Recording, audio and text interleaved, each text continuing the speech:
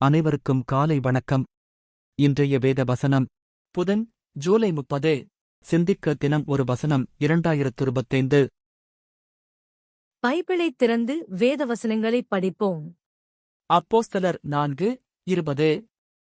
நாங்கள் பார்த்தவற்றையும் கேட்டவற்றையும் பற்றி பேசுவதை எங்களால் நிறுத்த முடியாது. சூழலைப் படிப்போம். பிரசங்கிக்கக் கூடாதென்று அரசாங்க அதிகாரிகள் சொன்னாலும் தொடர்ந்து பிரசங்கிப்பதன் மூலம் முதல் நூற்றாண்டு சீஷர்களைப் போலவே நாமும் நடந்து கொள்ளலாம்.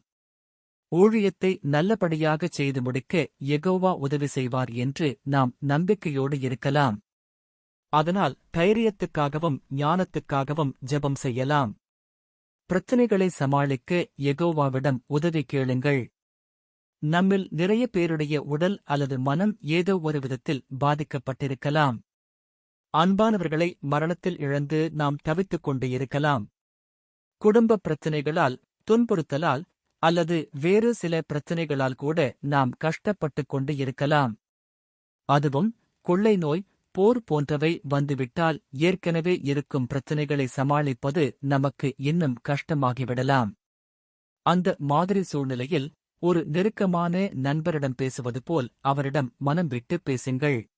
யெகோவா உங்களுக்காக எல்லாவற்றையும் செய்வார் என்று நம்பிக்கையோடு இருங்கள். விடாமல் ஜெபம் செய்வது உபத்திரவத்தில் சகித்திருக்க நமக்கு உதவும். நாம் படும் பாடுகள் யெகோவாவுக்குத் தெரியும். உதவிக்காக நாம் கதறுவதை அவர் கேட்கிறார்.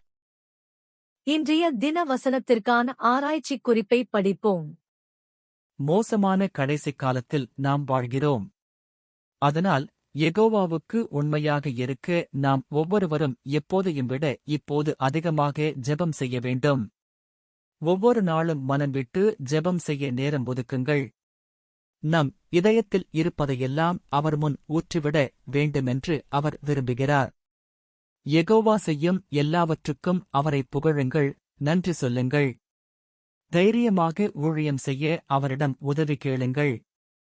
பிரச்சினைகளை சமாளிப்பதற்கும் கேட்ட ஆசைகளை எதிர்த்து போராடுவதற்கும் உதவி கேட்டு அவரிடம் கெஞ்சுங்கள். யெகோவாவிடம் தவறாமல் ஜெபம் செய்வதை தடுப்பதற்கு எதையுமே யாரையுமே அனுமதிக்காதீர்கள். இன்றைய தின வசனத்தை என்னுடன் சேர்ந்து நீங்கள் படித்ததில் நான் மகிழ்ச்சியடைகிறேன். உங்களுக்கு நல்ல நாள் அமைய வாழ்த்துக்கள்.